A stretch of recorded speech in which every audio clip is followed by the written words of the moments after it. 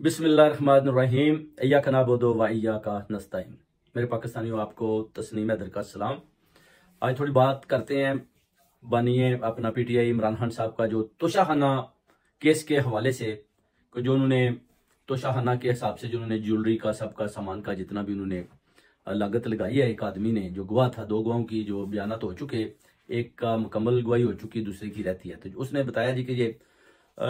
14.952 million dollar की worth थी ये सारा सामान जो अपना इन्होंने लिया था। इस तरह की बातें हो रही थी, जिस पर वकील ने यह भी सवाल किया कि उधर दुबई में बहुत ज्यादा मल्टीनेशनल कंपनीज हैं, आपने उनसे इन चीजों का कोई हिसाब किताब या कीमत नहीं लगवाई, आपने एक इंडियन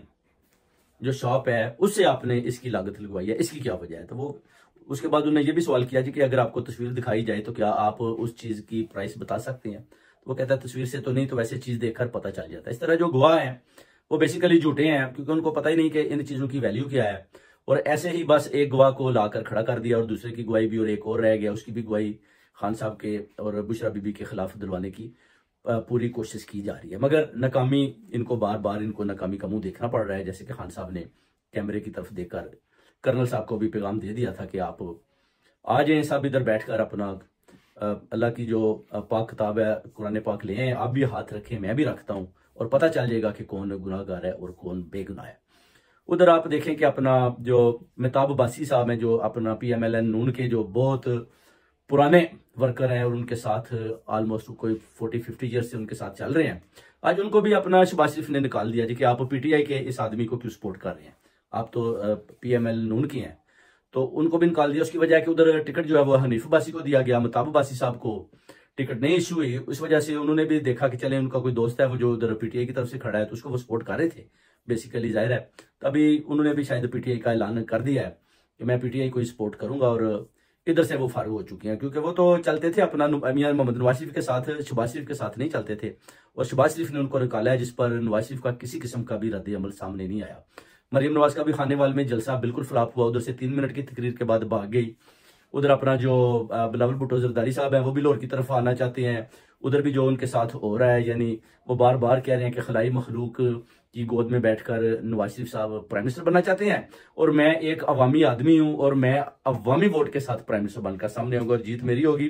तीर जो है शिकार करेगा शेर का, और शेर का शिकार हमेशा तीर से होता है, ये भी वो बार बार कह रहे हैं। उसके अलावा जो मरियम औरंगजेब के भी बयान आ रहे हैं, इस मुल्क की तकदीर को, महंगाई को, सब किस को अगर कोई आदमी चेंज कर सकता है तो वो मियां मोहम्मद नवाज शरीफ है। अगर आप चौधरी बरादरान को भी देखें,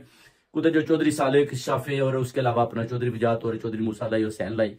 वो भी मुख्तलिफ हलकों में जा रहे हैं, मगर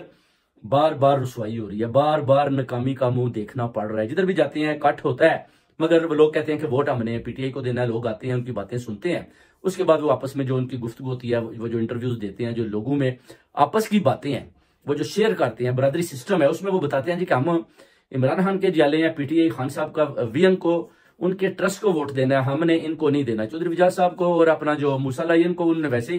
पैराशूटर का नाम दे दिया गुजरात वालों ने कि ये पैराशूटर है, ये पार्टियां चेंज करते रहते हैं। और जो चौधरी शुजात है, उनके बेटों को उन्होंने बोला जी कि ये तो सियासतदान है ही नहीं, ये तो अभी नए आए हैं, इनको तो कुछ पता नहीं है, ये भी अपना जो है ना खलाई मखलूक की गोद में खेलकर सामने आना चाहते हैं, और इनको भी इंशाल्लाह हार इनका वो कहते हैं मुकद्दर होगी। और इमरान खान साहब का जो सपोर्टर है वो डाई हार्ट सपोर्टर है गुजरात में, आपको पता है, जैसे कि मुदस्सर मछियाना भी खड़ा हुआ था, उसको भी पकड़ कर ले गए। इस तरह और भी बहुत बारीक सिरे से चौधरी लियास है, वो भी खड़ा हुआ है उधर से। उसके अलावा भी काफी लोग हैं जो अपना PTI के टिकट से नामजद हुए हैं। उधर जो मरियम के मुकाबले में सनम जो थी, उसका भी आपने देख लिया कि उसके भी कागजात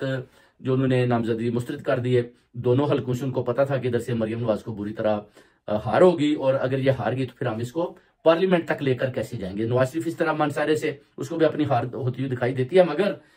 ये बनना चाहते हैं खलाई मखलूक की गोद में बैठकर, तो डेफिनेटली ये कहते हैं कि हमने चौथी दफा वजीर आजम बनना है। ना कि काफी जो PMLN के सपोर्टर हैं उन्होंने ये भी बोला कि आप सदर बन जाए, आप ये वजीर आजम की जिद छोड़ दें, मगर मियां नवाज शरीफ ने वजीर आजम की जिद बच्चों की तरह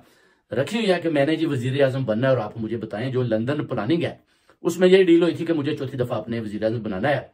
अब जो जितने भी अपना जर्नैल हैं उनको भी पता चल चुका है कि खान साहब की पॉपुलैरिटी तो खत्म नहीं हो रही, लोग पीछे हटने को तैयार नहीं है। तो जाहिर है अगर इनको बेल देंगे, बाहर निकालेंगे, तो डेफिनेटली कौम इनके साथ खड़ी हो जाएगी, तो फिर उनको रास्ते में वो और ज्यादा रुकावटें भी डाल रहे हैं, जिस पर वो कैमरे की तरफ देखकर कर्नल साहब को भी पैगाम देते हैं कि मेरा नाम इमरान है, यानी आप मेरे साथ किसी किस्म का NRO या डील नहीं कर सकते, ना ही मैं बाहर जाऊंगा, मैं अपनी कौम के साथ खड़ा हूं, जो कि अपना बार बार खबरों में भी आ रहा है और लोग भी आपस में बातें कर रहे हैं। उसके अलावा आप देखें कि PTI के जितने भी सपोर्टर हैं, वोटर हैं, उन पर अभी भी 9 मई के बाद जो तशद्दुद है उसी तरह जारी है, क्योंकि उनको बार बार उठाया जा रहा है। शेख रशीद को भी पकड़ा गया, इसी तरह जो आदमी भी बढ़ चढ़कर खान साहब के साथ हिस्सा लेता है उसके ऊपर उसी तरह तशद्दुद किया जाता है, उसी तरह ही उसको दोबारा पकड़कर उसको उठाकर गायब कर दिया जाता है, ताकि किसी तरह से भी मियां नवाज शरीफ को प्राइम मिनिस्टर बनाया जाए। उधर ईरान के साथ जो मसला बना है, उन्होंने भी मिसाइल फेंके, इन्होंने भी फेंके। अब वो 4-5 मिसाइल फेंकने के बाद आप देख सकते हैं कि वजीर खारजा तो मुल्क पाकिस्तान का कोई है नहीं। अब बिलावल भुट्टो जरदारी जो है उसके भी तोते उड़े हुए थे आपके सामने। अगर 2-4 मिसाइलों की और जंग हुई तो ये जितने भी ये सियासतदान है, ये कंपनी जितनी भी है, ये सारे बाहर की मुल्कों की तरफ भागना शुरू कर देंगे। पहले डरे हुए हैं कि जंग का तिबल ना बच जाए, ईरान से ये बड़े डरे हुए हैं। और ईरान ने भी यही इल्जाम लगाया जी कि ये जो हमारा जनरल सुलेमानी उसकी बर्थडे पर जो इन्होंने 103 आदमी मारे हैं, वो इन इराक, पाकिस्तान और एक और कंट्री का नाम ले रहे हैं, उधर से मिसाइल आए हैं और उन्होंने जो हमारे आदमी शहीद किए, इसलिए हमने इन सबको वार्न किया है कि हमें आपका पता है। उधर जो जितने भी अपना मिसिंग पर्सन है, जो अपना बलोचिस्तान की खवातीन जो इस्लामाबाद में धरना देकर बैठी हुई है, उस हवाले से भी काफी पसीने गोई हैं कि वो जो लोग हैं मिसिंग है वो जिंदा है, और वो ईरान में जाते हैं, ईरान में जाकर ट्रेनिंग करते हैं, उसके बाद वो इधर आकर जो खुफिया एजेंसी हैं या स्टैब्लिशमेंट के इदारे हैं, जो उनकी अपना चौकियां हैं, जो जगह हैं, उधर आकर वो अटैक करते हैं और उसके बाद वो ना जी वापस ईरान की तरफ भाग जाते हैं। अब उधर जो 5-7 आदमी अगर मरे भी हैं तो पता चल जाएगा कि उनमें मिसिंग में कौन कौन से लोग शामिल हैं, उनके क्या क्या नाम है। यानी ये भी एक हकीकत है कि सारे जितने भी मिसिंग पर्सन है, कोई पाक आर्मी ने उनको नहीं उठाया, ना गायब किया, बल्कि वो ईरान की तरफ छुपे बैठे हैं, उधर से ट्रेनिंग लेते हैं और पाकिस्तान की तरफ आकर उधर हमले करते हैं, उसके बाद वापस भाग जाते हैं। और ये जो खवातीन है कुछ सच्ची भी हैं, उनको शायद नहीं भी पता कि उनके जो भाई हैं या बड़े हैं कुछ इधर हैं कुछ उधर है, तो मिलजुल कर वो इधर आकर धरना देती हैं। शायद इनके इल्म में भी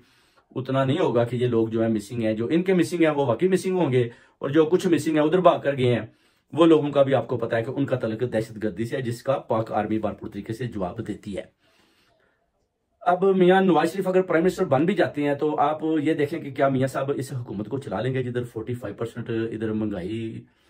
ऊपर जा रही है, मईशत का बुरा हाल है, और पाकिस्तानी आवाम के अंदर एक किस्म का बहुत ज्यादा गुस्सा है और जैसे उबाल है, इस तरह का जो है ना निजाम सिस्टम चल रहा है। जिस आदमी को भी पूछें वो आगे से जैसे कि हाइपर होकर लड़ने की कोशिश करता है कि पाकिस्तान का जी बहुत बुरा हाल चुका है। तो इसलिए इनको चाहिए कि फेयर एंड फ्री इलेक्शन कराएं, इमरान खान साहब को बाहर निकालें, अगर वो जीत कर सामने आते हैं तो उनको आने दें, क्योंकि इस तरह जितनी देर तक आप उनको कैद में रखेंगे, डेफिनेटली जितनी भी पब्लिक है, कौम है, ओवरसीज कम्युनिटी है, उन सब की नजरें इमरान खान साहब के ऊपर जमी रहेंगी। और 8 फरवरी को आप ये बताएं कि 7, 8 और 9 फरवरी को क्या होगा। अब 7, 8, 9 फरवरी को जो इनकी आपस में अंदर की प्लानिंग हो चुकी है, क्योंकि जो कुछ बाहर दिखाया जा रहा है कि बिलावल भुट्टो जरदारी कह रहा है कि मैं तीर से शेर का शिकार करूंगा, मगर अंदर से ये सब मिले हुए हैं। लास्ट मीटिंग इनकी जो लाहौर में हुई है उसमें इन सब ने मिलकर यही बात की है कि हमने 7, 8 और 9 फरवरी को कैसे सिलेक्शन करनी है, और कैसे जो 26 से 28 लाख जो बैलेट पेपर जो उन्होंने प्रिंट आउट किया है उसका क्या करना है, क्योंकि 12 करोड़ 60 लाख तो वोटर है। उसके अलावा अगर आप नेशनल असेंबली या कौमी असेंबली के 2 वोट भी डालते हैं तो उसके बाद भी 1,80,000 जो बैलेट पेपर है वो फालतू है, जो इन्होंने इस्तेमाल करना है वो किस लिए है। डेफिनेटली वो धांधली करेंगे, सिलेक्शन करने की कोशिश करेंगे, गलत वोटिंग डालने की कोशिश करेंगे, तो अगर किसी हल्के में भी किसी किस्म का वो देखते हैं कि हमें हार हो रही है तो वो उस बैलेट पेपर को उधर यूज करेंगे। तो ये अभी सारी सूरत हाल जारी है। तो अब देखते हैं इंशाल्लाह ताला कि 8 फरवरी को अब भले का निशान तो है नहीं, तो जो आजाद उम्मीदवार हैं अगर वो जीत जाते हैं उसके बाद भी अगर जीत कर वो सामने आते हैं तो उनके ऊपर दोबारा प्रेशर डाला जाएगा, उनको फिर उसी तरह उठाया जाएगा, उनके ऊपर तशद्दुद किया जाएगा, ताकि आप उन पार्टियों में चले जाएं जिनको अभी अभी इन्होंने बनाया है, और उसके बाद PTI को ये खत्म करने की पूरी कोशिश करेंगे, जिसमें इमरान खान साहब ने डील एक्सेप्ट करने से इनकार कर दिया। ना तो मैं मुल्क से बाहर जाऊंगा, ना मैं NRO लूंगा, बल्कि आप अगर मुझे मौत देते हैं तो वो मैं एक्सेप्ट करूंगा, मगर मैं आपके साथ किसी किस्म की डील नहीं करूंगा, कौम के साथ धोखा नहीं करूंगा। तो ये प्रेशर भी इनका जाया हो गया। अब इनको खुद समझ नहीं आ रही कि हम करें तो क्या करें, क्योंकि उधर अमेरिका भी इनको यूज कर रहा है जी कि आप ईरान के ऊपर हमला करें, ईरान के ऊपर अब उधर अटैक कर दिए तो फिर डेफिनेटली ईरान भी जवाब देगा। अब देखते हैं, ये तो अपना हमले के बाद खामोश होकर बैठे हुए हैं, अब ईरान क्या करता है उसकी बारी। अगर वो हमला करता है तो फिर उसके बाद देखना है कि क्या लाया अमल करना है, क्योंकि अमेरिका जो है वो कह रहा है जी कि हम पाकिस्तान के साथ खड़े हैं, डेफिनेटली उन्होंने डू मोर करना है। पहले उन्होंने इराक और ईरान की जंग लगवाई थी, अभी पाकिस्तान और ईरान को आपस में लड़वाना चाहते हैं, जिसके बाद इंडिया भी अभी एक तरफ उन्होंने रखा हुआ है। तो बहुत बहुत शुक्रिया भाइयों, इंशाल्लाह नेक्स्ट व्लॉग आपको कल बताएंगे कि पाकिस्तान में उसके बाद सियासत में क्या होने वाला है। आपको तस्लीम हैदर का सलाम।